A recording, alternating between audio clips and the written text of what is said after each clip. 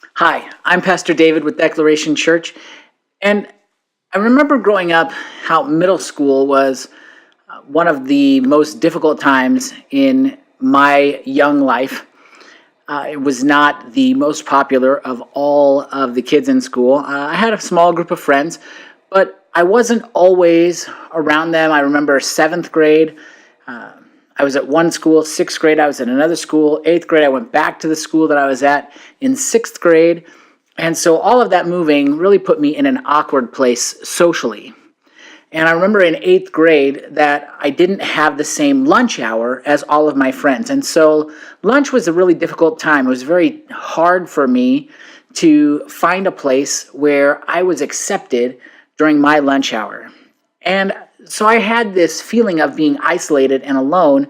And because of my size, my stature being a shorter person, smaller person, I often received a lot of teasing and ridicule from other people who were larger, some bullies. That eventually, those issues were taken care of one way or another, but I remember always feeling alone, isolated.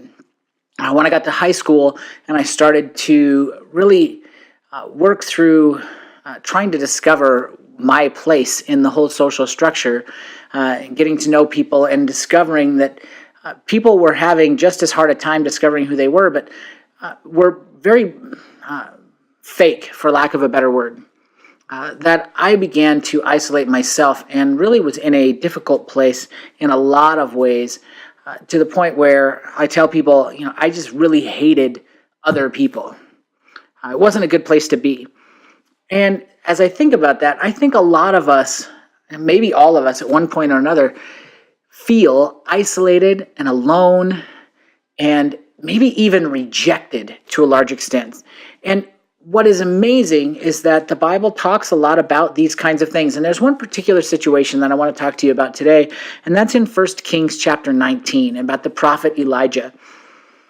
In those times where we start to feel alone, start to feel isolated, start to feel like we are the only ones trying to do the right thing, it can lead to even further isolation. And that's what happens here. Elijah actually feels persecuted, feels like his life is in danger. And it is. It's being threatened by the queen of that particular time in his country, in Israel. And she's pursuing him, trying to kill him. And so he runs away. Retreat is a very valid thing to do at times, but in this particular case, it's not what God intended. So when we start to feel like we're all alone, sometimes we do run and we end up in places that God never intended for us to be. And in verse 9, we read this: "There he came to a cave and lodged in it. And behold, the word of the Lord came to him. And he said to him, 'What are you doing here, Elijah?'" Now, God knows why he's there. He has a good understanding of what's going on. And yet, he asks Elijah the question. I think partly just to get Elijah to realize what's going on. And so Elijah breaks into a long discourse about how he's the only one trying to pursue God left in the entire country. And now even his life is in danger. He's being pursued by the queen. That his life is coming to an end. He has no idea what to do.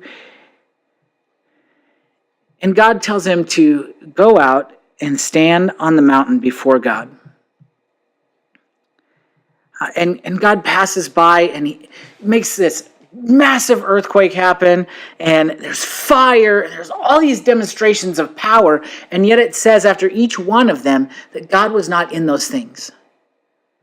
And then at the very end of all of those demonstrations of power, it says this, verse 12, "And after the earthquake, a fire, but the Lord was not in the fire, and after the fire, the sound of a low whisper."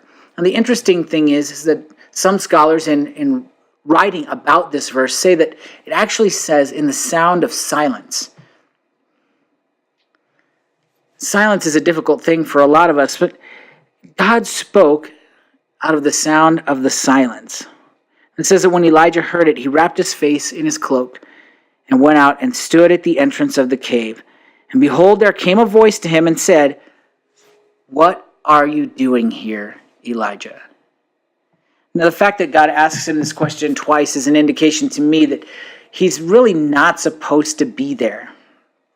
God is trying to get him to realize that he's not where he's supposed to be. But what's great about that is that God hasn't abandoned him. God doesn't reject him, doesn't turn away from him. He simply draws his attention into himself. He says, Elijah, what are you doing here? He draws his attention to the fact that he has things that he's supposed to be doing and he can't do them where he is. And then he tells him to go back. Now, there are times where you end up where God doesn't want you to, and God can redirect you and you keep going forward, but you kind of just alter your course a little bit.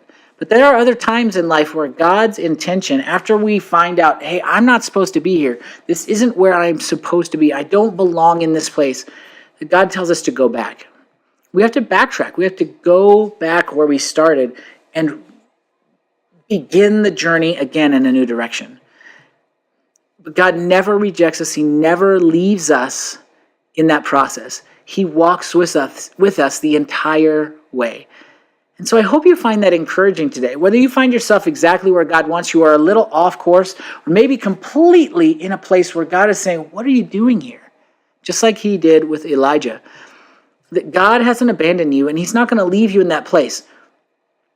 But if he tells you to go back, I want to encourage you that he's going to walk back with you and then walk from that point where you left where you were supposed to be. He's going to walk from that point forward with you the entire way, every single step, until you can hand off in a great way. Just like Elijah did with Elisha, he hands off the ministry of the prophet of Israel to Elisha, just like he did there. God will do that with you. He will take you right where you need to be so that you can continue in ministry, continue to do what God's called you to do, continue to walk in purpose. So if you have to turn back and go backwards to where you once were, just to start again and start walking down the path that God designed for you, be encouraged that he's right there with you. And there's no problem there. There's nothing that God is going to completely reject you for. God is still in that, and he will walk with you through that to get you to that desired end. As always, I'm Pastor David. If this video has been encouraging to you, I hope you'll give it a like and share it on social media. And if these videos in their group are really encouraging you, go ahead and subscribe to the channel so that you're updated whenever we post a new video.